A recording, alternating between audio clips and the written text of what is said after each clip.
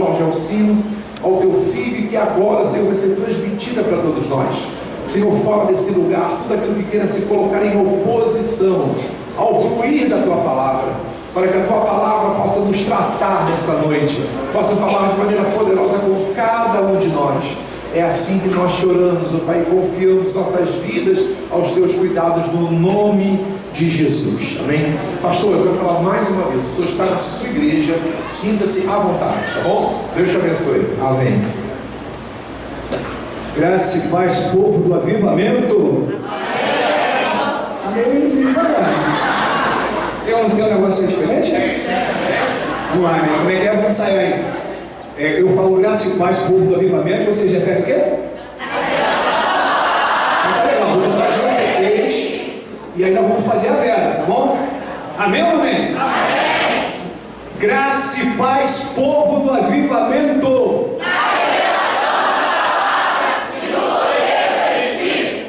Glória a Deus, dá um aplauso ao Senhor. Que maravilha. É muito bom a gente chegar em um lugar e, se tratando de casa de Deus, de lugar de glória, e a gente sentir esse ambiente acolhedor, esse fogo do Espírito. Amém? Essa graça e essa unção que está fluindo desse altar aqui nesta noite. Está fluindo rios de água viva para a tua vida, meu irmão. Amém? E para mim é uma alegria muito grande poder, né, uma honra poder estar aqui com vocês nesse tempo tão precioso para a vida da igreja. Né? Porque um congresso, ele sempre eleva o nível das águas. Um congresso, ele marca um novo tempo. Ele deixa uma marca na vida da igreja. Você crê nisso? Então Deus está fazendo algo novo na sua vida. Você crê? Diga amém? Na vida dessa igreja, né? Então me alegro muito. Quero agradecer ao convite do pastor Jorge, meu xará, né? Todo Jorge é gente boa. Né? Eu venho de uma geração, pastor Jorge, de 4 Jorge, misericórdia, né? Negócio. Meu avô, eu sou da Bahia, viu, irmãos? Apesar de não parecer muito, porque eu estou aqui no Rio desde 6 anos de idade, né? Mas sou baiano. E meu avô, ele era Jorge Amarílio de Cerqueira e Silva. Aí, né, nasceu lá meu pai. Qual o nome que ele deu? Jorge, só mudou o Alcino. Jorge Alcino de Cerqueira e Silva. Tá certo? Aí nasceu quem? O bonitão aqui. Só que meu pai, né, ele não se dava bem com meu avô, o negócio só pegava entre os dois lá. Meu avô não gostava dele, tinha o seu motivo, né? Infelizmente, meu pai era uma pessoa maravilhosa, mas ele tinha um problema muito sério na vida dele chamado alcoolismo. E ele era um alcoólatra. E meu avô, sabedor disso, eu acho que é um pai quer o bem para a sua filha. Não é verdade, irmãos? Quantos aqui são pais? E por mais que ele amasse ela, mas ele, né, tinha algo que dominava a vida dele, escravizava a vida dele e o levou à morte, porque ele morreu no alcoolismo, ele morreu praticamente no suicídio. A única coisa que ele tinha ainda era a casa onde ele morou com minha mãe, só que estava cheio de indigentes na casa, porque ninguém mais aguentava. Minha mãe foi a primeira, não aguentou, sofreu tanto com ele, apanhou muito. E então ele era Jorge Alcino. E aí, quando eu nasci, meu avô era tabelião. Naquela época, irmãos, tabelião numa cidade, um local, era algo muito forte, muito forte. Meu avô era dono ali de boa parte do bairro onde ele morava, era dono do cinema, né, de um clube que tinha lá. E essa rixa aí cresceu. E aí eu nasci, e meu avô foi lá e me colocou o nome do meu tio, Rubens, não sei o que, sobrinho. Ele tinha, né? Ele tinha o poder, né? Ele era tabelião. Então quem nascia passava por ele, quem morria passava por ele, casamento passava por ele. E aí, né, meu pai foi lá, né? Falou, não aceitou, foi lá, minha mãe conta, pegou o neném, foi lá no fora da cidade e colocou o nome dele, Jorge Alcino Cerqueira e Silva Júnior. E foi lá na casa do meu avô, eu sou pai, né? e requereu lá a paternidade, falou, o senhor não pode fazer isso não. Então na verdade, eu tinha 2 certidões de nascimento. E aí, quando eu vim para o Rio de Janeiro, vim para cá com 6 anos de idade, minha mãe saindo lá de Salvador, porque amava aquele homem desesperadamente, não conseguia ir naquelas idas e vindas, sofria, até que ela se veio para o Rio de Janeiro porque não aguentou mais. E aí quando chegou aqui, a gente cresceu aqui, e quando na minha juventude entreguei a minha vida a Cristo, logo depois eu tinha casado, com essa mulher, essa pastora linda aqui, que está aqui do meu lado, esquerdo, é a minha pastora do avivamento. Você não disse nem comigo, só o pastor Jorge aqui. Pô, dá uma força aí para o pastor, porque ela é linda, é linda. E já se vão 28 anos de casado. Conheci ela tinha 13 anos. Conheci ela como professor de violão dela. Aí o negócio foi melhorando, fui sendo promovido, fui sendo amigo, melhor amigo, E aí cheguei, casei, glória a Deus. E aí, quando nasceu o meu primeiro filho, que está aqui, fica de pé aí, então. Dá uma aplauso ao Senhor pela vida dele. Logo depois que casei, me converti ao Senhor. E eu entendi que as maldições precisavam ser quebradas. E eu fui o primeiro da minha casa e começou um processo de quebra de maldição. Porque na minha casa o histórico era suicídio, meu pai se suicidou, minha mãe tentou suicídio 3 vezes, minha tia se suicidou dentro de casa. Você imagina, com 16 anos de idade, tendo um caso com um professor da escola, ela ficou apaixonada, e quando ela descobriu que ele era casado, pegou álcool, jogou em si e tascou fogo. Ficou 3 dias em coma e morreu. Então havia muitas maldições. E eu entendi que em mim estava quebrando um processo de maldição na minha casa. Porque a palavra de Deus diz: crê no Senhor Jesus, será salvo tu e tua casa. A primeira pessoa que eu preguei o evangelho foi para minha mãe. Minha mãe se converteu, hoje é uma serva de Deus, é missionária, hoje cumpre o mandamento do Senhor. E hoje toda a minha casa serve ao Senhor. Inclusive os meus parentes mais distantes da Bahia estão todos se convertendo. Porque uma semente foi plantada, uma maldição foi quebrada. E quando meu filho nasceu, irmãos, então eu também fui lá e coloquei o nome de quê? Jorge Alcino Cerqueira Silva Neto. Porque eu entendi que em mim quebrou-se uma maldição. Então, se ficou alguma coisa para trás, Deus tinha quebrado. E Deus estava falando comigo, então, que era uma nova geração, um novo tempo, uma unção dobrada, e um novo tempo de prosperidade sobre a nossa casa, de bênçãos que vinha da parte dele. Amém, queridos? Deus é tão bom, querido, que Deus depois me deu o Jean Levi, que é o meu filho mais novo, que casou agora em outubro, não está aqui conosco hoje. O Jorge é guitarrista do ministério e o Jean é baterista, faz muito barulho ele, viu? Então, irmãos, é uma bênção, diga comigo, é uma bênção servir a Jesus. E eu quero agradecer também ao nosso ministério que está aqui conosco, são filhos lindos, preciosos, que estão sempre disponíveis para o reino. Amém? Amém? Irmãos, eu queria que você abrisse a palavra de Deus no livro de Atos, capítulo 20.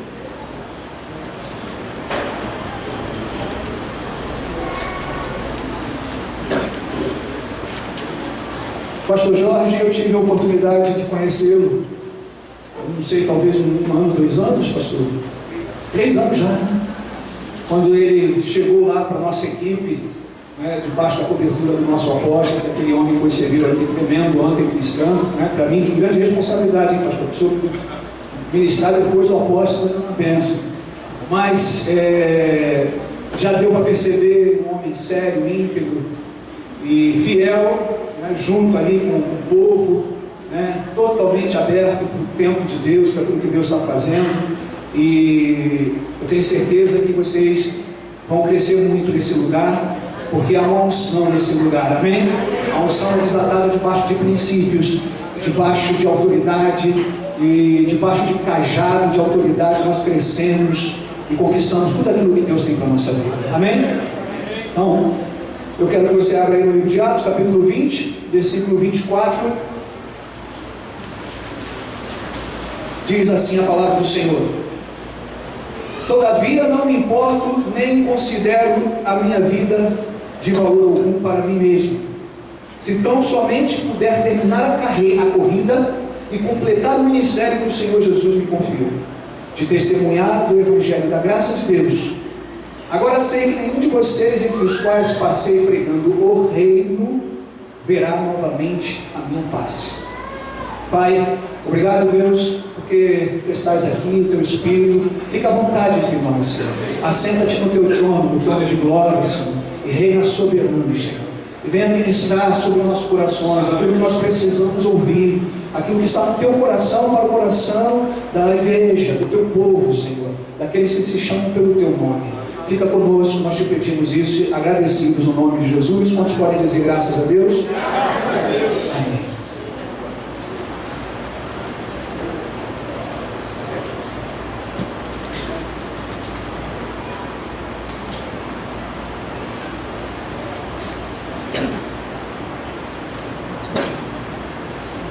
Aleluia.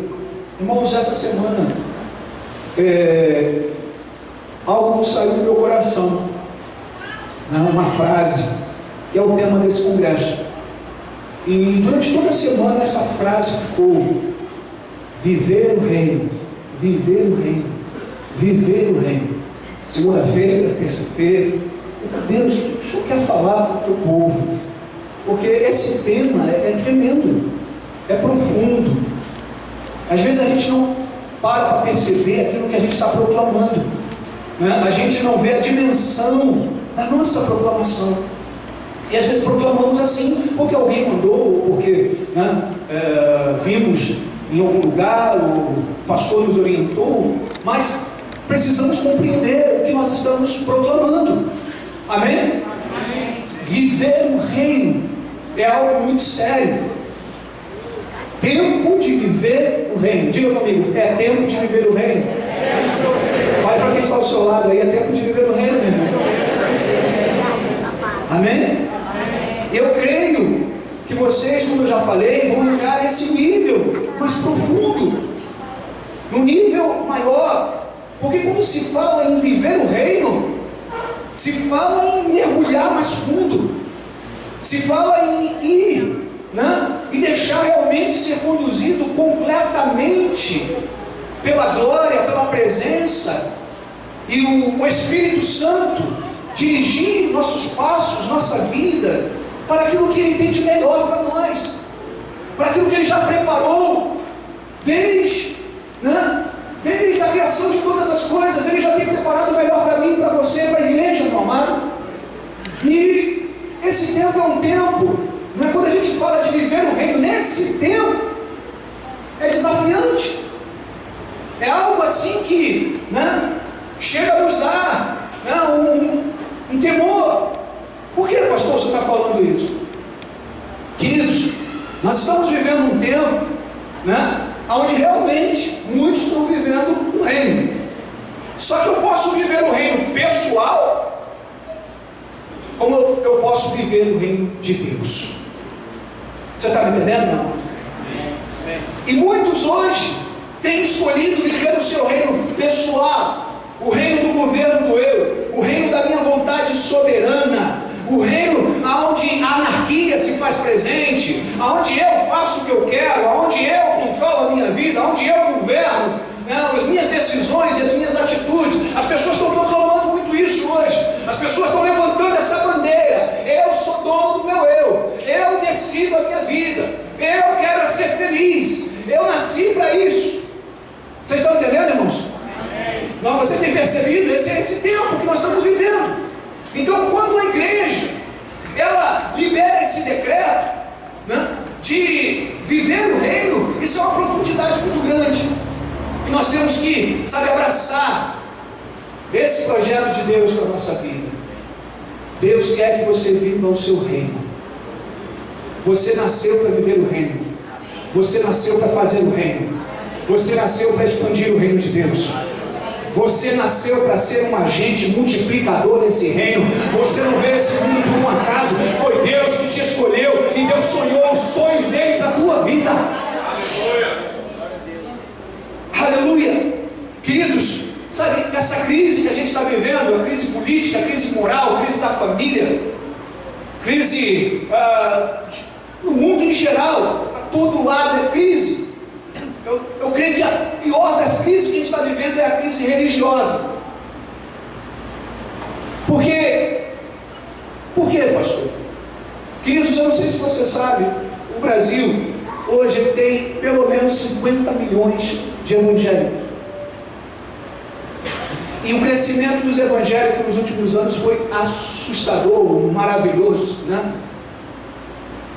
São 50 milhões. Estima-se que em 2022 os evangélicos serão 51% da população brasileira. Que impacto isso tem? Ou deveria ter?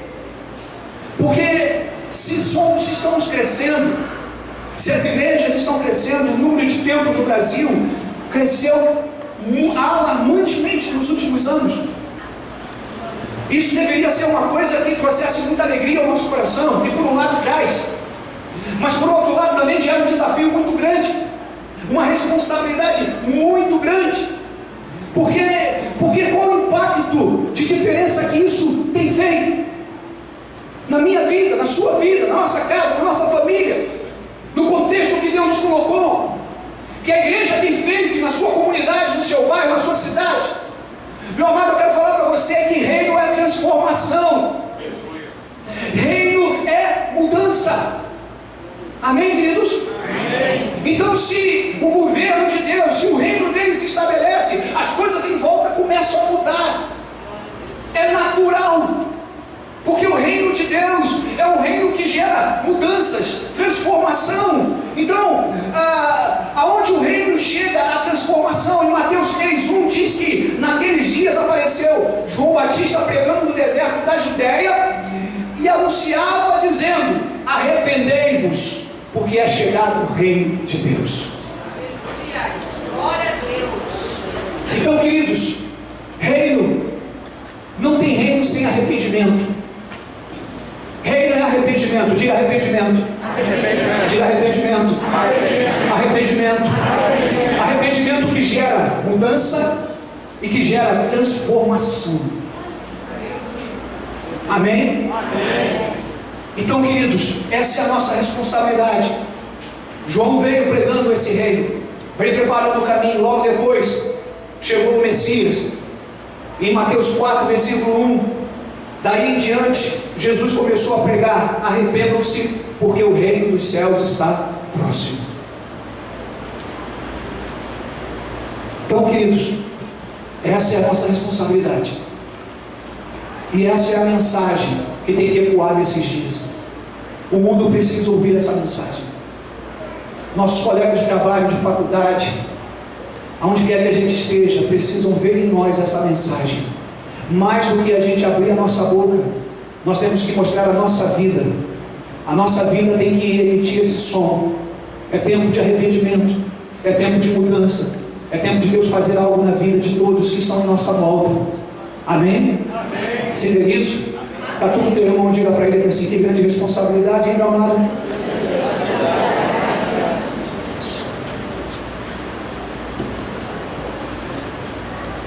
Quando nós estamos, hoje nós vemos um reino misturado. O que é isso, pastor? O que eu chamo de reino misturado? O ser humano gosta de mistura por natureza. É natural do ser humano ficar tentando pegar uma coisa e misturar em algo que tem uma essência e ficar transformando a essência daquilo ali. Hoje é o que a gente mais vê, é um tempo de misturas. Combustível que deveria ser um combustível, né? Tem lá uma mistura, né? O alimento que deveria ser um alimento único, um alimento que vem de uma fonte, daqui a pouco passa a ter uma mistura, e daí a gente vê tantas doenças acontecendo aí nesse tempo, nesse século. Então, queridos, é um tempo de mistura, e o que eu vejo também é que, sabe, está havendo também muita mistura naquilo que deveria ser o reino na sua plenitude, deveria ser o reino na sua essência, porque reino é essência. Amém, queridos? Não há como misturar. O reino de Deus tem uma essência que vem dos céus. Isso não pode ser misturado. E nós vemos hoje, querido, essa mistura. Estamos acrescentando culturas, filosofias, modismo. O reino de Deus, sabe, querido, eu quero falar para você que o reino de Deus não é prosperidade.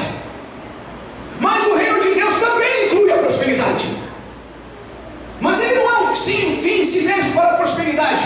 O reino de Deus também não é poder por si próprio. O reino de Deus traz consigo também uma carga de poder de mudança. Mas não é só isso. O reino de Deus é muito mais abrangente do que isso. O reino de Deus não pode ser misturado. Jesus disse que o reino de Deus não é comida nem bebida. O reino de Deus é paz, justiça e alegria do Espírito Santo. O reino de Deus é para transformar o ser humano. Aleluia. É para haver uma transformação dentro de nós. Por isso que o reino veio. Quando Jesus veio anunciando o reino, ele trouxe a mensagem mais renovadora, a mensagem mais transformadora que este mundo já viu. Uma mensagem de mudança que ecoa até hoje. E nós temos essa responsabilidade. Diga para o seu irmão: Deus passou a bola para você. Amém? Certa vez vieram os camaradas e disseram para Jesus: quando virá o teu reino? E Jesus disse, olhou para os discípulos deles e disse: o reino de Deus está dentro de vocês. Oh, meu amado, o reino de Deus está dentro de você, dentro de mim. Isso é uma bomba. Isso é uma dinamite. O poder do reino, a cultura do reino, a linguagem do reino, a transformação que o reino gera em volta, está dentro de você. Diga: o reino está dentro de mim. Levante as suas duas mãos e diga: o reino está dentro de mim. Isso é uma bomba do inferno, meu amado. Isso confunde a estratégia dos demônios. Porque nós sabemos que os demônios são organizados, o reino, o império das trevas é organizado dentro de uma hierarquia. E eles são territorialistas, eles são estratégicos. Mas quando Jesus diz isso, essa revelação que o reino está dentro de nós, isso muda tudo. Por isso que eu quero falar para você: tem gente que tem uma dificuldade de falar: eu não tenho condição, eu não consigo abrir uma célula. Quero falar para você, meu amado, que você é uma célula do reino de Deus. Eu vou repetir: você já é uma célula do reino de Deus, porque o reino de Deus está dentro de você. Se o reino de Deus está dentro de você, Pai, Filho e Espírito Santo habitam em você, e você já é uma célula que vive. Aleluia! Você é uma bomba nas mãos de Deus. Fala para o teu irmão aqui assim: muito prazer. Fala para ele: muito prazer, você está ao lado de um homem bomba, que está prestes a explodir a qualquer momento. Aleluia!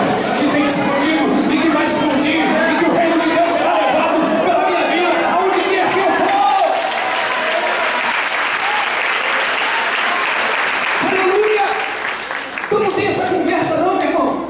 É difícil abrir célula, pastor, eu não tenho tempo. Pastor, meu irmão, você já é uma célula. Você não pode se omitir da sua essência, da sua responsabilidade. É natural que isso venha acontecer. É simples. Deixa fluir essa essência que está dentro de você. Deixa Deus te usar como Ele quer te usar, para a glória dEle, para que o reino dEle seja glorificado na terra, que a vontade dEle seja feita na terra como é feita no céu. Você precisa estar em concordância com Deus. Amém? Amém. Você quer isso? Amém. Aleluia. Diga glória a Deus. Glória a Deus. Aleluia. A Bíblia diz que o povo lá no Egito, quanto mais era afligido, o que acontecia com eles? Mais eles cresciam, mais eles se multiplicavam, e a Bíblia diz que mais eles causavam problemas para o Egito, a ponto deles saírem de lá porque os egípcios não aguentavam mais. Expulsou eles daquele lugar porque não aguentavam mais.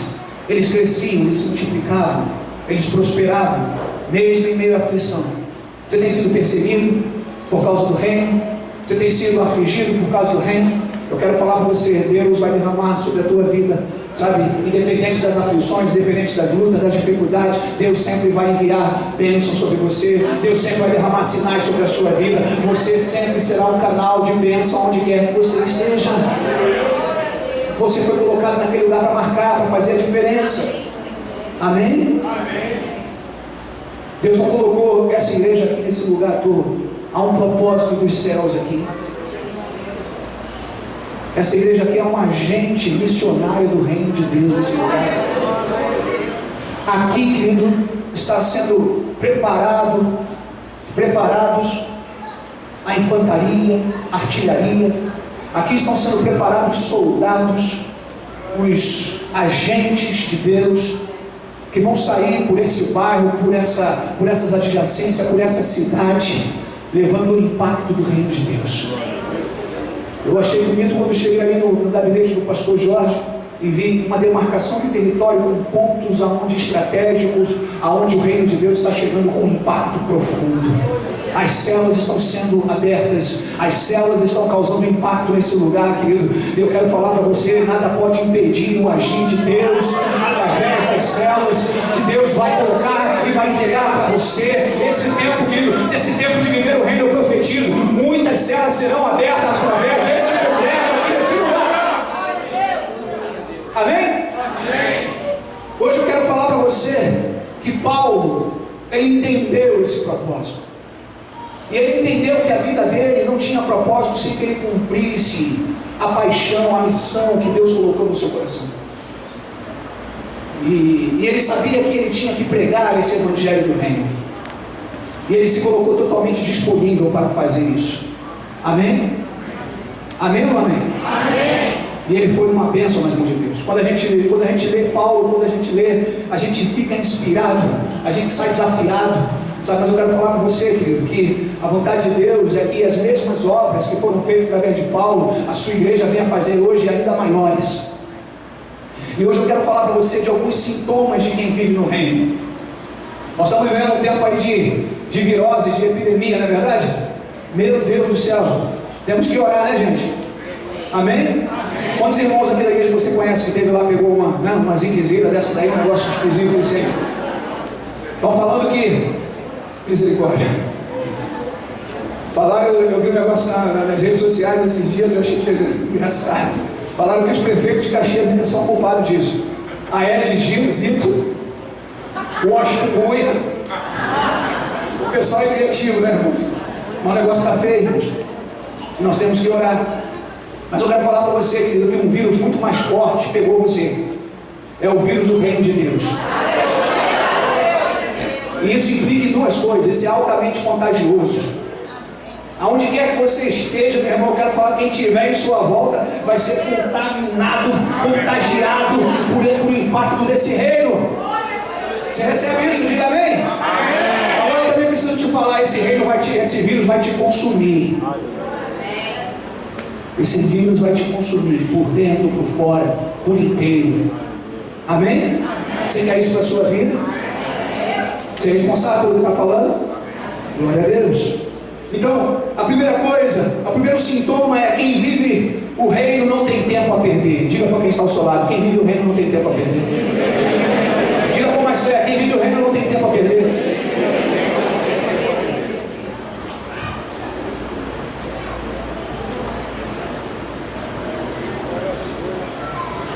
Aleluia. Paulo disse assim: não sabeis que os que correm no estádio, todos na verdade correm, mas só um leva o prêmio? Correi de maneira tal que o alcanceis. Paulo, ele tinha esse sentido de missão na sua vida. Paulo entendeu que a sua vida precisava estar alinhada com o propósito de Deus, precisava estar totalmente conectada com o reino. E ele colocou a sua vida inteiramente à disposição para fazer o reino, para cumprir o reino e para viver esse reino. Então, meu amado, quem vive no reino tem na sua vida um sentido de missão e sabe que não pode mais perder tempo. Eu estou com 48 anos e cada vez mais eu tenho essa sensação: não posso mais perder tempo com coisas que, sabe, não vai me acrescentar nada. E hoje uma das coisas que mais acontece é que, sabe, nós somos sugados a se envolver com coisas estratégia do diabo para te tirar do foco, do propósito que ele tem para a igreja. É te envolver com muitas coisas, com tantas coisas que você não consegue ter energia para cumprir o propósito, para cumprir o reino. Você está me entendendo, meu amado? Isso é uma estratégia maligna. Então, sabe, a nossa vida tem que ter esse sentimento que Paulo tinha. Assim corro, não sem meta. Assim luto, não com dar golpes no ar, mas reduzo o meu corpo, para que, tendo pregado a muitos, eu mesmo não venha a ser desqualificado. Uma das piores coisas que pode acontecer com um soldado, com um velocista, é ser desqualificado, porque não correu segundo deveria correr. Então, queridos, nós precisamos ter esse sentido de urgência. As coisas estão aceleradas, não é verdade, irmãos? As coisas estão cada vez mais, e é tanta coisa acontecendo, e se a gente não tomar cuidado, a gente entra nessa roda viva, e a gente começa a perder o propósito, o foco. Daqui a pouco a gente está saindo da corrida, quantos não vão parando pelo meio da corrida? Há um tempo atrás, um maratonista brasileiro, ele estava prestes a ganhar a medalha de ouro em Atenas, e ele vinha, e ele tinha deixado para trás o segundo colocado há muito tempo, chamado Vanderlei Cordeiro. Quantos lembram disso? E aquele homem estava lá pronto para ganhar, para cruzar a linha de chegada. De repente veio um maluco lá do nada, que era padre, né? Diga misericórdia. Também não era pastor, né? Ele prendeu o homem, segurou o homem. Aí alguém foi lá e conseguiu. Mas isso aí ele já perdeu a sua concentração e ele acabou chegando em terceiro lugar. Eu quero falar para você, meu amado, que na corrida do reino, na corrida do propósito de Deus para a sua vida, sempre alguma coisa vai tentar te prender. A medalha de ouro está diante de você, mas alguma coisa vai tentar te segurar, vai tentar te agarrar. Ei, jovens, são muitas coisas que vêm para tentar paralisar vocês. O ministério que Deus tem preparado para vocês é algo lindo, e vocês já estão fluindo. Cuidado com as distrações, cuidado com aquilo que vai tentar abraçar você e te tirar do propósito. Porque muitos têm ficado assim, muitos têm sido abraçados por alguma circunstância, por alguém, por alguma coisa na sua vida, que tira dele o ímpeto da corrida. Será que hoje você não está aqui e isso tem acontecido com você? Alguma coisa, você vinha correndo bem. Em outro momento Paulo fala à igreja de Gálatas: vocês corriam bem, o que tem vos impedido de continuar correndo na mesma intensidade que vocês corriam? Meu amado, se você está passando por isso hoje, talvez você já está diminuindo o passo, talvez alguma coisa vai estar te prendendo. Você era líder de célula, mas hoje você já está pensando em entregar a célula, já entregou a célula. Você está falando: não, mas eu tenho muita coisa, eu tenho faculdade, eu tenho isso, eu tenho aquilo. Eu quero falar com você, isso é um sintoma péssimo. E Deus nesse dia está trazendo você aqui para te curar disso e para te fazer voltar ao propósito inicial que Ele te projetou. Diga para o teu irmão: você vai ganhar a medalha de ouro. Quantos querem? Aleluia! Amém ou amém? Amém. Neemias estava fazendo uma grande obra. Neemias foi um tremendo homem de Deus. Neemias foi um homem que entendeu que não podia perder tempo. E ele fazendo a grande obra, daqui a pouco começa a vir argumentos de tudo quanto é lugar, para que ele descesse e saísse daquilo que era o lugar dele. Não desça não, meu irmão, do teu lugar. Permaneça no lugar que Deus te colocou. Deus vai te dar vitória. A luta está grande, Deus é maior. O livramento de Deus é maior. A provisão de Deus é maior. Creia nisso.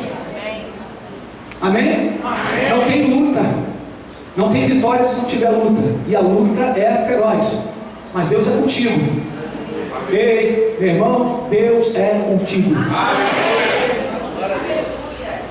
Certa vez participei de um seminário, um grande homem de Deus, e ali Deus mudou muita coisa na minha vida, naquele seminário. Se eu não me engano, foi em 2001. E ele compartilhou, pastor Rick Warren, uma das maiores igrejas do mundo, e ele compartilhou ali algo que até hoje eu lembro. O pai dele, que tinha sido um grande pastor, que tinha passado a unção para o seu filho. Aquele homem estava nos últimos dias da sua vida, nos últimos momentos, e mandou chamar o seu filho. Ele estava com uma doença degenerativa no cérebro. E quando vinha a crise, ele ficava agressivo, ele esquecia o nome de todo mundo, e ele era extremamente agressivo a ponto de precisarem segurar ele. E quando aquele filho entrou naquele quarto, começou a chorar e viu o seu pai daquela forma, aquele homem que estava inconsciente naquele momento, foi chegando perto, ele foi começando a ouvir os sussurros do seu pai. E quanto mais ele se aproximava, mais ele ouvia o sussurro, e ele foi chegando perto, botou o ouvido bem perto.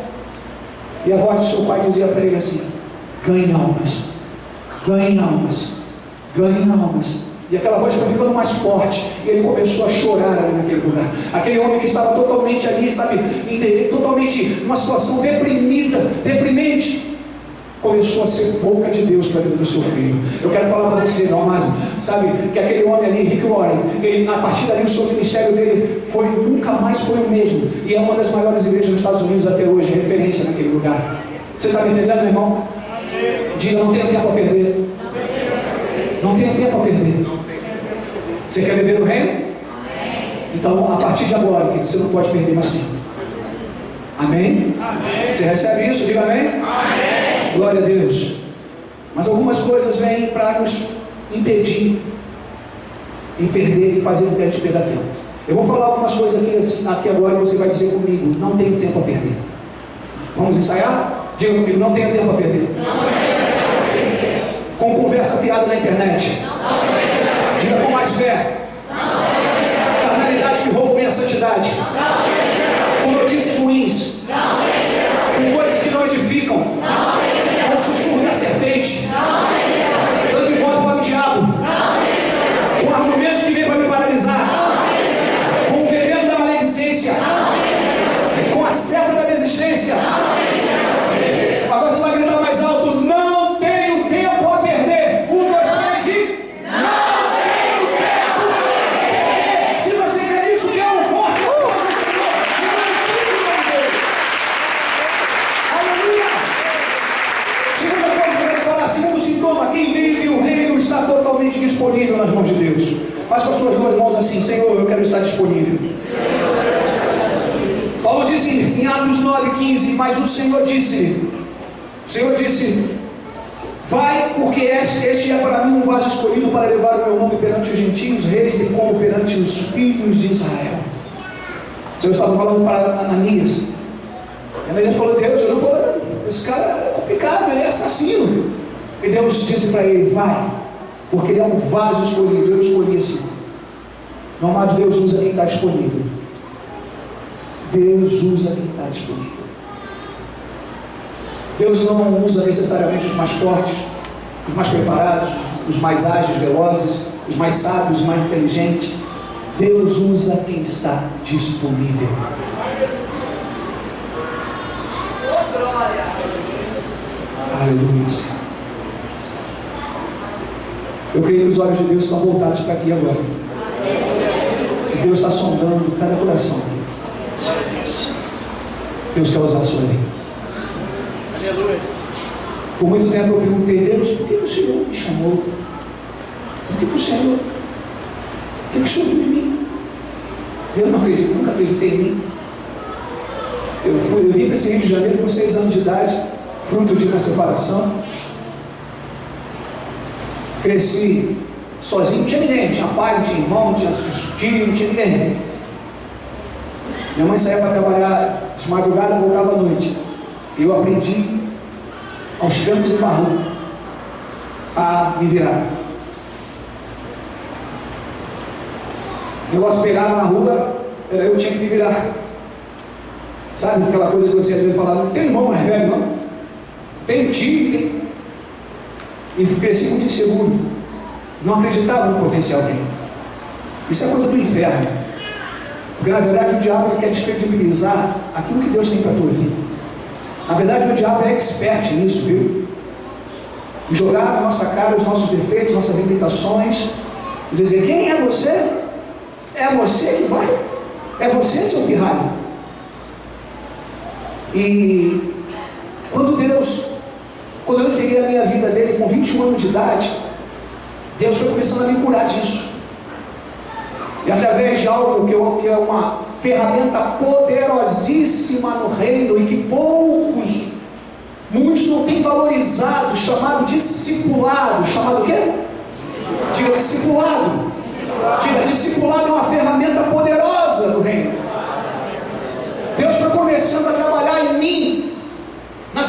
limitações, nas minhas dificuldades. E eu fui me colocando disponível, sem eu perceber. Eu fui dizendo sim. Mas eu lembro de uma situação que marcou a minha vida. O pastor, nós íamos ministrar em um lugar, e o pastor, ele olhou para mim e falou: Jorge, eu não vou poder ir. Eu era ministro de louvor, me escondi atrás da minha guitarrinha, né? E ele disse: olha, se você fica preparado, porque se precisar lá, você vai trazer a palavra. Eu já terminei a base. E aí fomos para uma igreja tremenda, uma igreja referência ali em Madureira, igreja de um homem chamado Bispo Samuel da Mata, que era mestre. Eu falei: meu Deus. E aí quando chegou naquele lugar, eu me apresentei lá para os ministros, né? E falei: olha, chamaram a gente para preparar as coisas, no altar para ministrar. E aí ele disse, aí eu falei para ele, representando o pastor, eu disse: olha, meu pastor não pôde vir, aconteceu um problema, mas nós estamos aqui, se você precisar, qualquer coisa que precisar. Ele falou: então é você que vai ministrar a palavra? Olhou para mim: você vai ministrar a palavra? E eu parei, sabe quando para aquela cena que assim você fala? E eu disse: não! Eu não! Como diz a mulher, eis-me aqui, envia ele. E aí, irmãos, eu ministrei louvor. Aí tinha lá uma igreja também lá, né? Porque era negócio de juventude, então tinha várias igrejas e tal. Aí o irmão chegou com um irmão simplesinho, humilde, mas cheio da graça de Deus. Falou: você pode ministrar a palavra? O que o irmão falou?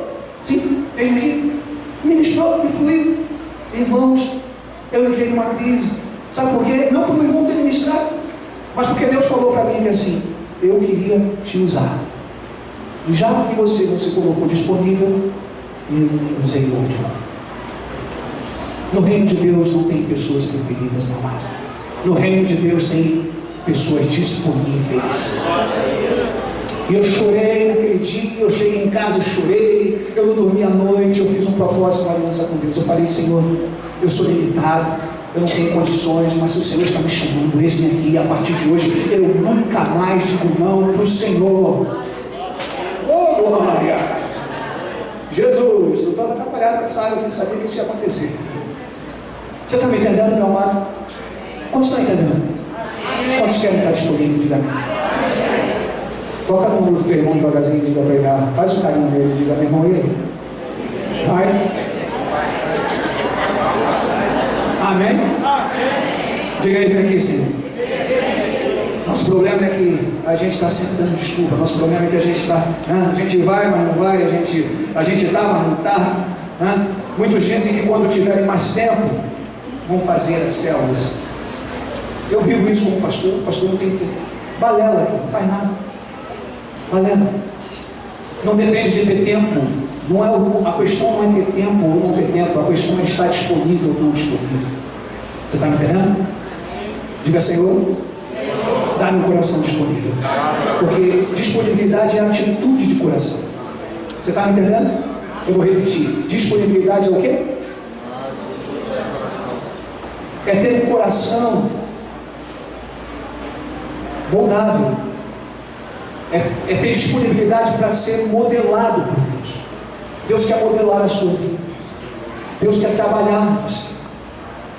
Ninguém vai ver, ninguém está vendo, mas quando Deus começa a trabalhar no coração disponível, Ele está indo lá no profundo. Ele está curando, Ele está restaurando, Ele está sarando. Você está me entendendo? Foi isso que Ele fez com Davi. Ninguém estava vendo o que Deus estava fazendo na vida de Davi. Mas Davi estava sendo trabalhado por Deus. Deixa Deus modelar você, irmão. Deixa Deus tratar você. Deixa Deus dar a forma que Ele quer. Deixa Deus fazer de você também um vaso escolhido, um vaso útil para que a glória dele se manifeste. E quando eu comecei a ter esse tipo de postura e atitude, meu amado, Deus começou a fazer coisas que eu jamais esperava. Quando nós fomos para Caxias, porque Caxias era uma célula lá da nossa igreja, naquela época já era uma célula. Por isso que eu sou apaixonado por célula. Quantos aqui são como eu? Levante a mão aí, quem sabe quem é apaixonado por célula discipulada. Quando Deus começou ali a fazer algo na minha vida, ali naquele lugar, Deus falou comigo, com a minha esposa, para nós irmos e aceitarmos o desafio de abrir uma célula. Não é do lado da nossa casa não,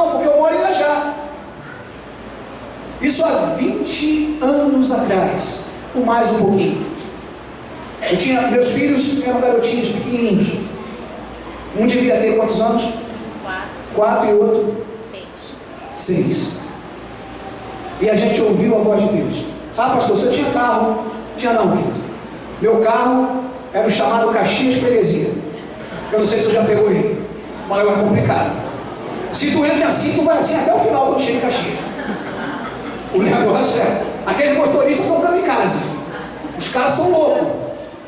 E estava eu e minha esposa ali naquele ônibus socado, com 2 filhos pequenos, e a gente ia feliz da vida. E visitávamos, e fazíamos célula, e estávamos ali com o coração totalmente aplicado, totalmente disponível para Deus. Eram 2 ônibus, irmãos. Quando chegamos naquele lugar, não tinha barra, não tinha asfalto, saneamento básico adequado, o local era feio, o local era precário. E havia uma maldição sobre aquele lugar. Era centro esquina, era centro espírita em cada esquina. Tinha ruas que tinha 2, 3. Inclusive, nós começamos ali a fazer uma célula ali, porque a avó da minha esposa era mãe de santo naquele lugar. E de referência. Vinha gente de muito lugar do Rio de Janeiro. E ela tinha liberado uma palavra para minha esposa, pastor Jorge, que ela seria substituta dela.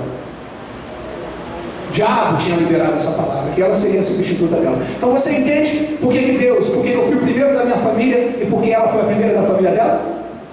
Você está me entendendo?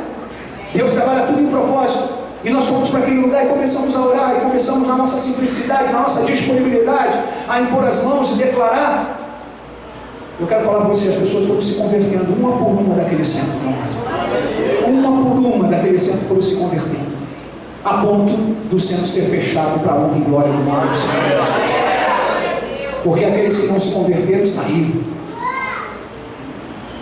E hoje alguns são pastores conosco, são os nossos líderes, a nossa base. Porque tudo depende de alguém estar disponível. Diga, Senhor, usa a minha vida, Senhor. Eu quero estar disponível para ti. Terceiro sintoma para terminar: quem vive o reino não vive para si mesmo. Paulo disse: fui crucificado com Cristo, já não vivo mais eu, mas Cristo vive em mim. Esse viver que vivo na carne, vivo pela fé no Filho de Deus, que me amou e se entregou por mim. Quem vive o reino não vive mais para si mesmo. Quem vive o reino vive para Deus.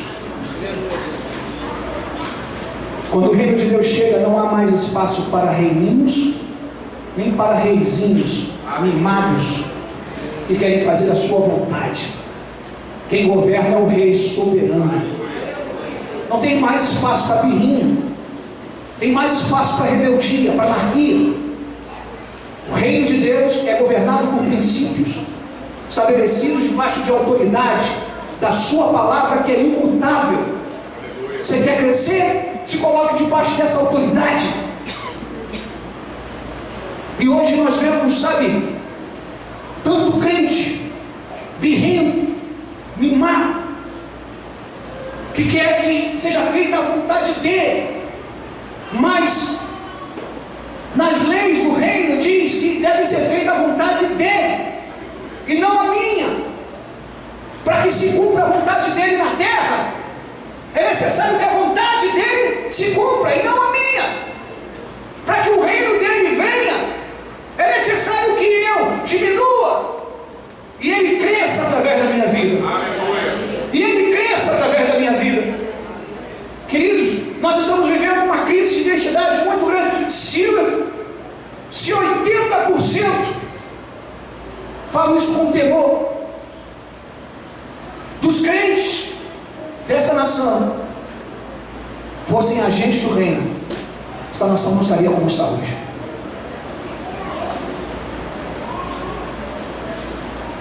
Então nós precisamos nos posicionar, porque a mudança vai começar em você, vai atingir sua casa, vai atingir toda a sua família. Você está me entendendo? E aonde quer que você esteja inserido, querido, vai ser algo que Deus vai fazer naquele lugar. Mas para isso, nós não podemos viver o nosso reino. Por que é tempo de viver o reino? Porque é tempo de crescer. Diga comigo, é tempo de crescer. A dinâmica do reino é diferente. É uma dinâmica diferente. Para o reino crescer, nós temos que amadurecer. Mas para a gente crescer, a gente tem que diminuir. Mas é assim mesmo que funciona, meu amado. Quando João apareceu lá no deserto da Judéia, pregando e anunciando o reino de Deus, logo o ministério de João começou a se tornar famoso, grande, cheio de células. E ele foi expandindo, cheio de discípulos. E aí começaram a vir até ele e perguntavam para ele: quem és tu? E a palavra dele dizia: eu não sou o Cristo. Eu não sou o Cristo. Eu estou preparando o caminho. Eu estou cumprindo o propósito dele. Mas vem um que eu não sou digno nem de desatar a sandália dos seus pés. E o ministério dele começou a crescer, e Jesus veio em direção a ele, e se cumpre a palavra de Deus. Ele é batizado por João, e Jesus sai daquela região então e vai cumprir o chamado dele na Galileia. E João continua ali batizando, e Jesus continua cumprindo o seu propósito. Passados os tempos, Jesus vem para a região da Judéia novamente, e quando ele vem, até os discípulos de João ficam confusos.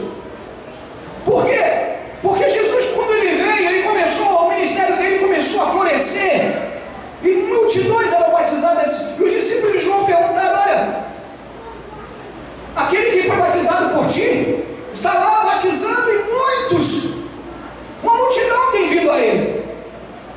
E João, ele entendeu o princípio do reino. O reino é do Senhor.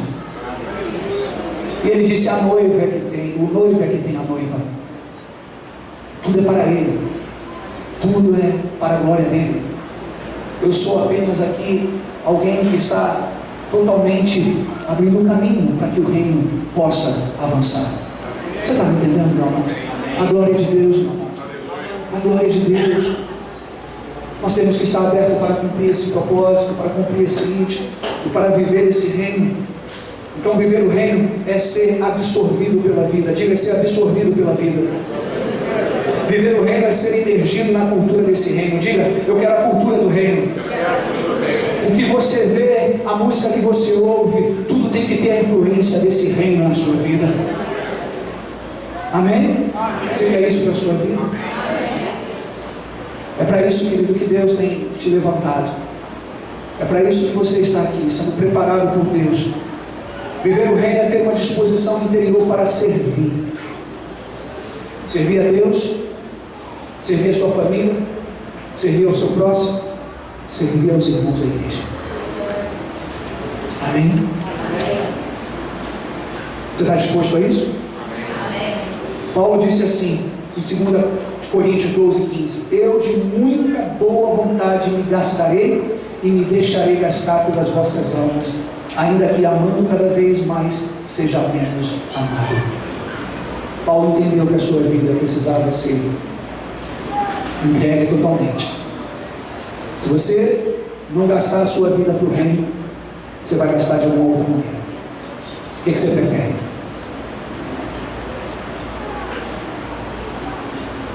Quantos querem aqui entregar até o último fôlego de vida para o Senhor? Todo o teu suor, toda a tua paixão, toda a tua intensidade, tudo tem que ser entregue a Ele. Deus tem algo lindo na tua vida. E Deus, nesses dias aqui, Ele está, sabe, trabalhando. Eu creio que até o final desse congresso tem muita coisa de Deus aí para Deus derramar sobre a tua vida nessa hora. Prepara o teu coração. Viva o reino. Viva o reino. Nunca deixe. Tenho 28 anos na presença de Deus. Eu já vi muitos ficarem pelo caminho. Eu já vi muitos muito melhores do que eu, com muito mais capacidade, parar. Mas uma coisa eu tenho falado para o Senhor: Senhor, eu quero cumprir o teu chamado na minha vida. Eu quero cruzar aquela linha de chegada. Eu sei que eu estou apenas começando. Tem muita coisa de Deus ainda para mim e para você. Você recebe essa palavra? Eu queria que você se colocasse de pé. Glória a Deus. Glória a Deus.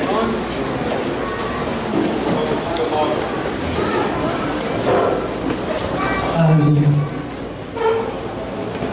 Aleluia. Este é o tempo de viver o reino. Aleluia. Quem vive o reino não tem tempo a perder. Quem vive o reino não vive mais para si mesmo. Quem vive o reino está totalmente disponível. Eu queria que você fechasse os seus olhos.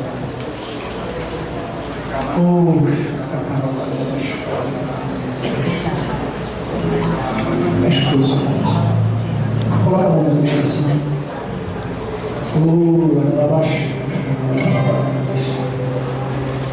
Hoje é uma noite.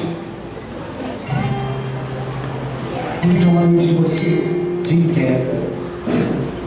Hoje é uma noite de você, sabe, falar: Senhor, eis-me aqui, Senhor. Eis-me aqui. Eis-me aqui, Senhor.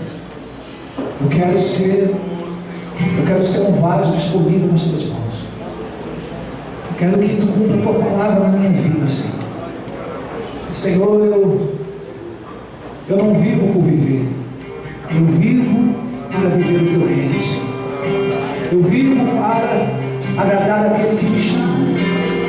Eu vivo porque teu fôlego foi soprado em mim. E todo o meu ser, toda a minha essência, tudo que eu tenho, tudo que eu sou, tudo que eu vier a ser, é para ti, Senhor. O meu melhor eu quero te entregar, Senhor. A minha vida, Senhor, eu quero colocar diante de ti todos os dias. Ah, Senhor, guarda o meu coração, Senhor. Guarda a minha vida, Deus. Senhor, eu não quero pegar um atalho. Senhor, eu não quero ser aprisionado, impedido de continuar pelas circunstâncias, pelas distrações, por aquilo que tenta me tirar do teu foco, do teu propósito para a minha vida. Ah, Senhor, eu hoje estou ouvindo a tua voz, Senhor, e eu quero, Senhor, renovar esse propósito, e eu quero hoje dizer sim, Senhor, usa-me, Senhor, usa-me como o Senhor quer, usa mais do que o Senhor tem me usado, Senhor. Eu quero me gastar para ti, eu quero cumprir os teus planos nesta terra, Senhor, todos os dias da minha vida, todos os dias da minha vida. Oh, caralabaxeira. Você pode levantar as suas mãos para o alto.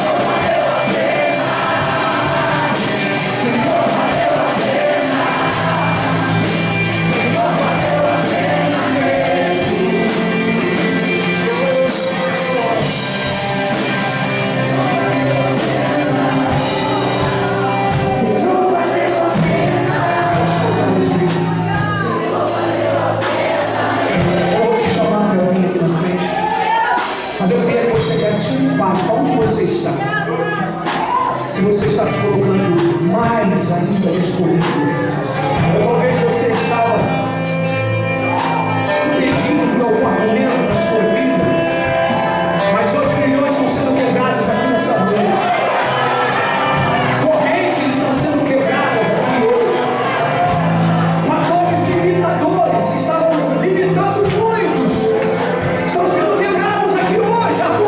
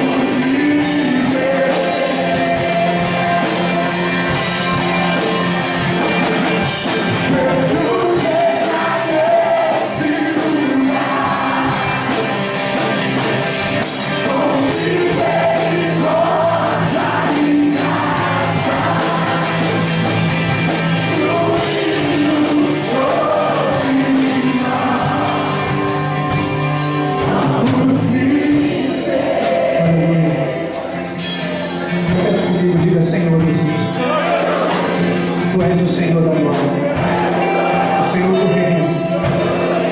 Senhor, nessa noite, eu aceito o teu desafio.